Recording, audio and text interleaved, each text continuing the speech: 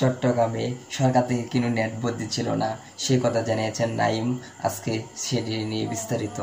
পার্বত্য চট্টগ্রাম বা কোথাও সরকারিভাবে ইন্টারনেট বন্ধ করা হয়নি এবং বন্ধ করার প্রশ্নই আসে না।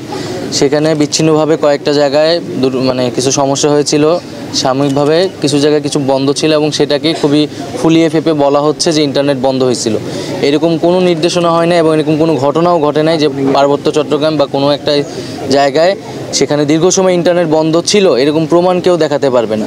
সো এই বিষয়টি আসলে সত্য নয় এবং ইন্টারনেট বন্ধের বিষয় বা এই ধরনের সমস্যা কিছু সরাসরি সেখানে যারা আছে জেলা প্রশাসক আছে তাদের সাথেও আমি কথা বলেছি এবং ওখানে ভুক্তভোগী কেউ থাকলে কোথাও যদি এই ধরনের ঘটনা ঘটে আমরা বলবো যে আপনারা যথাযথ কর্তৃপক্ষের সাথে এটা যোগাযোগ করে জেনে নেবেন এবং আমরা এই ধরনের কিছু অভিযোগ করার ক্ষেত্রে যাতে সম্পূর্ণ সত্যটা জেনে তারপরে এটা বলি, এটাও আমার অনুরোধ থাকবে। আচ্ছা, পার্বত্য চট্টগ্রামে তো একটা দীর্ঘ সমস্যা বাংলাদেশে আছে সেখানে।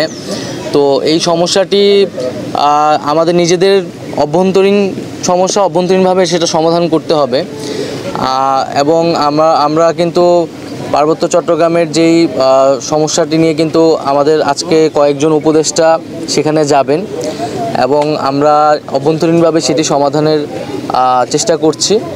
তবে আমরা বলবো যে দেশ একটা সংকটকালের মধ্যে দিয়ে যাচ্ছে, সেই জায়গায় আমাদের কিন্তু সবাইকে সতর্ক থাকতে হবে এবং বাংলাদেশকে অশান্ত করার পরিকল্পনা কিন্তু অনেকেরই রয়েছে। যে আমরা এখানে দেখছি নানাভাবে এখানে পরিস্থিতি সংকট করার চেষ্টা করা হচ্ছে। তবে বাংলাদেশের মানুষ সতর্ক আছে এবং সরকারিভাবে সবগুলো বিষয়কে কিন্তু দ্রুত সময়ের মধ্যে অ্যাড্রেস করা হচ্ছে।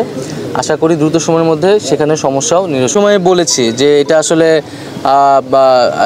এই জিনিসটা ভারতের এইভাবে বাঁধ খুলে দেওয়াটা উচিত হয়নি, যদিও তারা স্বীকার করেনি বাঁধ খোলার বিষয়টি।